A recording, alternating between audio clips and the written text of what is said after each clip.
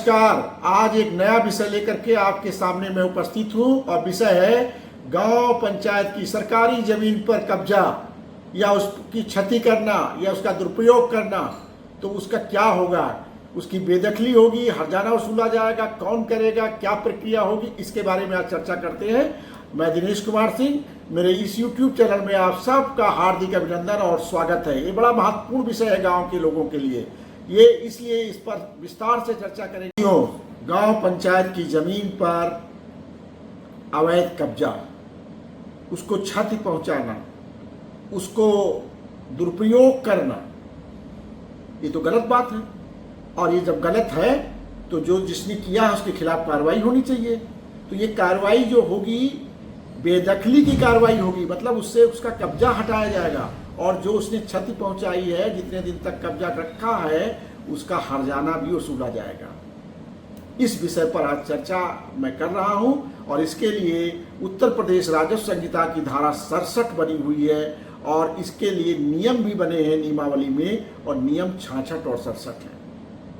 67 में क्या कहा गया है कि यदि किसी व्यक्ति ने गांव पंचायत की जो संपत्ति है, जिसको धारा 59 में राज्य सरकार ने प्रबंधन, नियंत्रण, संरक्षण, देखभाल करने के लिए सौंपा है और गांव पंचायत उसके कब्जे में है, उसे देख रही है, उसका संरक्षण करने की जिम्मेदारी है, उसको नियंत्रण करने की जिम्मेदारी है, और उस जमीन को कोई क्षति पहुंचा दे, कोई दुरुपयोग करे या कोई उस पर अवैध कब्जा कर ले, तो 67(1) में कहा गया है कि गांव पंचायत भूमि प्रबंधक समिति जो है, उसका अध्यक्ष, उसका कोई सदस्य, उस भूमि प्रबंधक समिति का सचिव जो लेखपाल होता है, या अन्य प्राधिकारी नियम 66 के अंतर्गत लिखित में आरसी प्रपत्र 19 में एक सूचना सहायक कलेक्टर जो तहसील का होगा,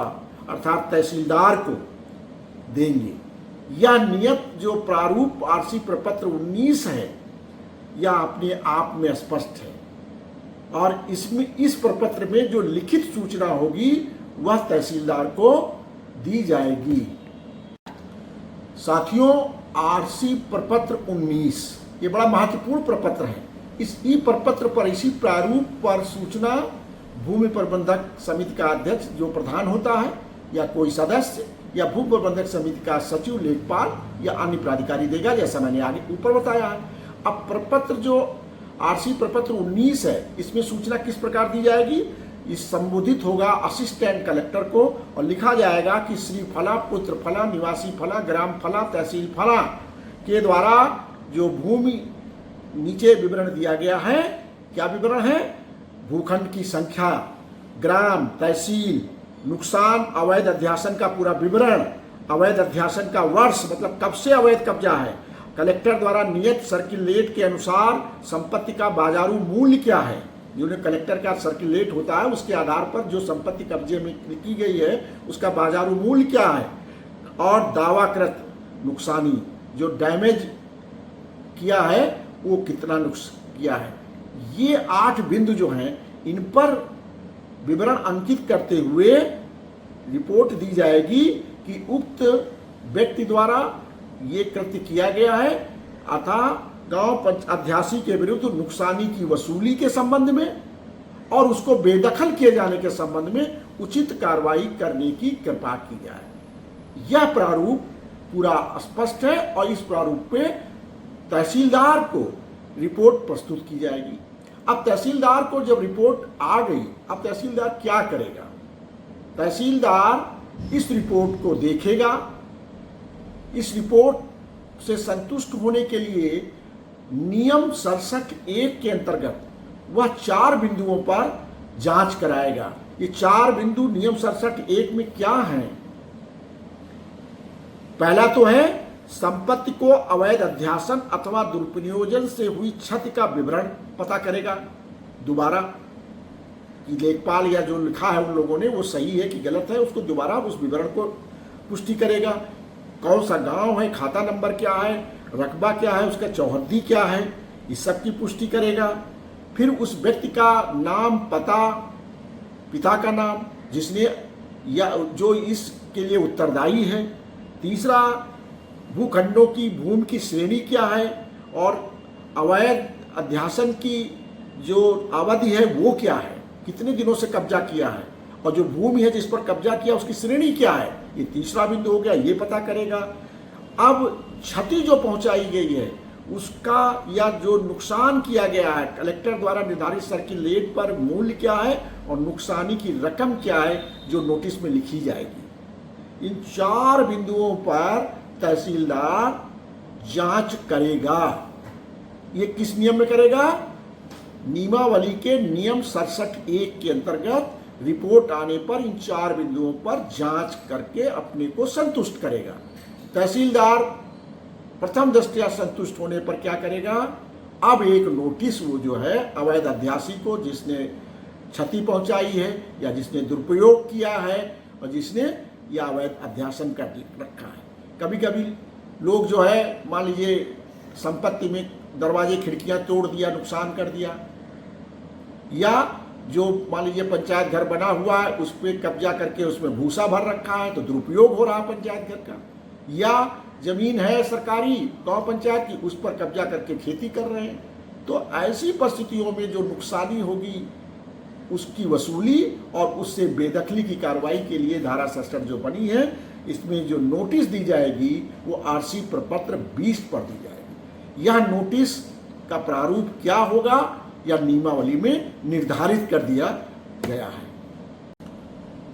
आरसी प्रपत्र 20 जिस पर नोटिस तहसीलदार के द्वारा अवैध अध्यासी को दी जाएगी, वह अवैध अध्यासी को संबोधित होगी और उसमें लिखा जाएगा कि जो रिपोर्ट प्राप्त हुई है दिनांक इतने को, उससे मेरा समाधान हो गया है कि आपने अधोलिखित संपत्ति को हानि पहुंचाया है या हानि पहुंचा रहे हैं।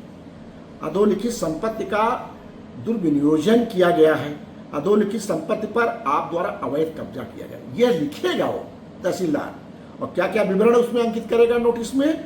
भूखंड की संख्या, गांव का नाम, तहसील का नाम, भूखंड का क्षेत्रफल, अवैध कब्जे का विवरण, नुकसान पहुंचाई गई क्षति की संपत्ति का बाजार मूल्य क्या है, दावाकृति क्षतिपूर्ति जो क्लेम किया जा रहा है कि कितना नुकसान किया है, निष्पादन व्यय, मतलब इस पूरी प्रक्रिया में जो रिपोर्ट बनाने और सब जांच करने में जो कर्मचारी लगे उनके 1 दिन का व्यय, ये निष्पादन व्यय।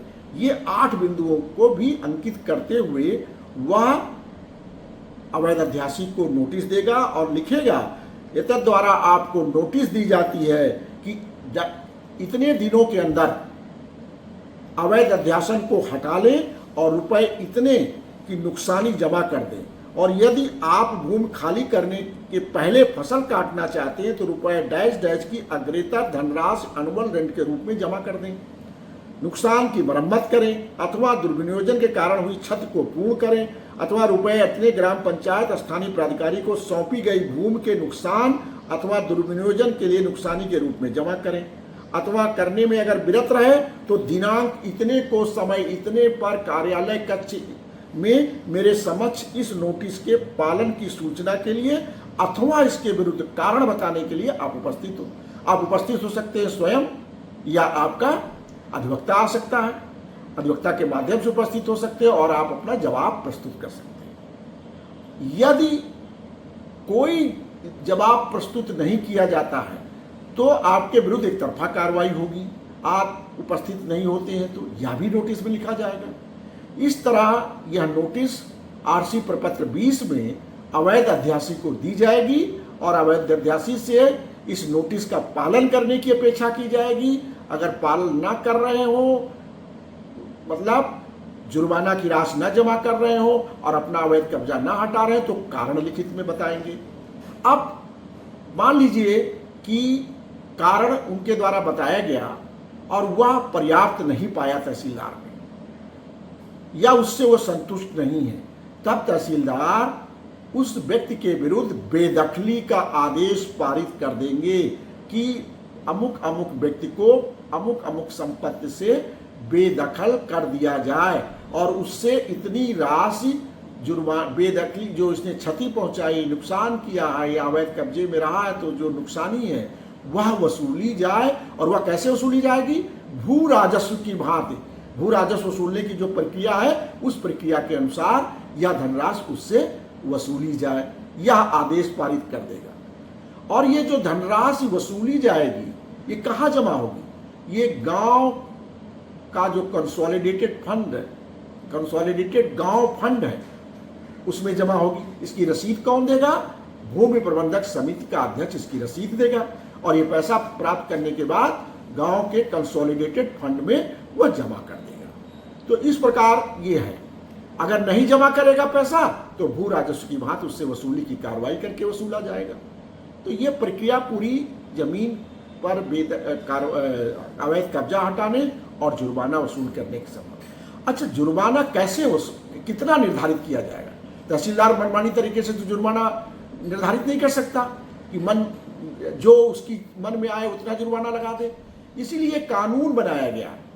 कानून में जो नियमावली है, नियमावली के 67(4) में व्यवस्था की गई है कि जो क्षतिपूर्ति है या जो अवैध अध्यासन किया गया है, कब्जा किया गया है, उसकी जो नुकसानी है वह कितनी होगी, इसका निर्धारण नियम 67(4) के अनुसार किया जाएगा। क्या कहा गया 67(4) में?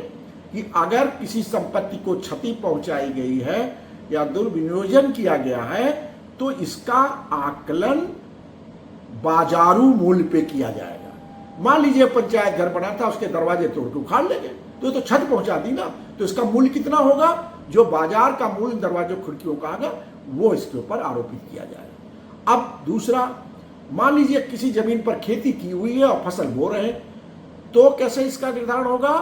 तब उस भूमि का जो सर्किल रेट है उस समय, उसके आधार पर उसका आगणन किया जाएगा मूल्य।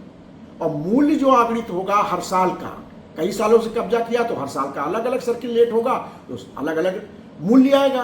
तो जो मूल्य निर्धारित होगा उसका 5% के बराबर उससे क्षतिपूर्ति या नुकसानी वसूली जाएगी। तो यह प्रक्रिया नुकसानी के संबंध में स्पष्ट हो गई कि किस तरह नुकसानी वसूली जाएगी। साथियों, उस अवैध अध्यासी से निष्पादन व्यय भी वसूला जाएगा। ये निष्पादन व्यय क्या होगा, कितना होगा, इसके भी लिए नियम में व्यवस्था की गई है कि जो कर्मचारी लगते हैं, जब अवैध कब्जा आपने कर लिया तो कर्मचारी पर मौके पर जाएंगे, जांच करेंगे, समय बर्बाद होगा सरकारी। तो इस नियम में क्या कहा गया है कि जो कर्मचारी इस प्रक्रिया में लगेंगे उनके 1 दिन के वेतन के बराबर निष्पादन व्यय भी अवैध अध्यासी से क्षतिपूर्ति किए जाने वाले व्यक्ति से या संपत्ति का दुरुपयोग किए जाने वाले व्यक्ति से निष्पादन व्यय भी वसूला जाएगा। यहाँ ये भी उल्लेखनीय है कि यह प्रक्रिया जो तहसीलदार के यहाँ चलेगी, ये जो मुकदमा चलेगा धारा 67 के अंतर्गत हर्जाना वसूलने का और बेदखली करने का, इसमें कोशिश करनी होगी तहसीलदार को कि 90 दिन के अंदर वाद का निर्णय हो जाए। प्रायः देखा जाता है तहसीलदार के यहाँ सालों साल मुकदमे लंबित रहते हैं। यह गलत प्रक्रिया है और मैं सभी से अनुरोध करूंगा कि हमारे प्रधान भाई जरूर कोर्ट में जाकर के इस बात को उठाएं कि 90 दिन में आपने ये पूर्ण नहीं किया, जबकि नियम है कि आप कोशिश करेंगे। अनावश्यक रूप से आप मुकदमे को रखे हुए हैं, तो तहसीलदारों को भी इस पर ध्यान देना पड़ेगा, सरकार को भी ध्यान देना पड़ेगा कि ये मुकदमे त्वरित गति से निस्तारित हो, जिससे न्याय हो। अगर उसने दोषी ना पाया जाए तो नोटिस वापस ली जाती है इसमें, तो तुरंत निर्णय हो, और जो निर्णय हो वो उसको लिखित रूप में अवगत भी कराया जाएगा। और इस आदेश के विरुद्ध उस व्यक्ति को कलेक्टर के न्यायालय में जाने का भी अधिकार होगा। 30 दिन के अंदर वो कलेक्टर के न्यायालय में इस निर्णय के विरुद्ध जा सकता है। साथियों, सभी से अपील रहेगी कि गांव समाज की संपत्ति पर अवैध रूप से कोई कब्जा न करे, गांव समाज की संपत्ति को कोई क्षति न पहुंचाए, गांव समाज की संपत्ति को कोई दुरुपयोग न करे, अन्यथा इस धारा के अंतर्गत कार्रवाई हो सकती है।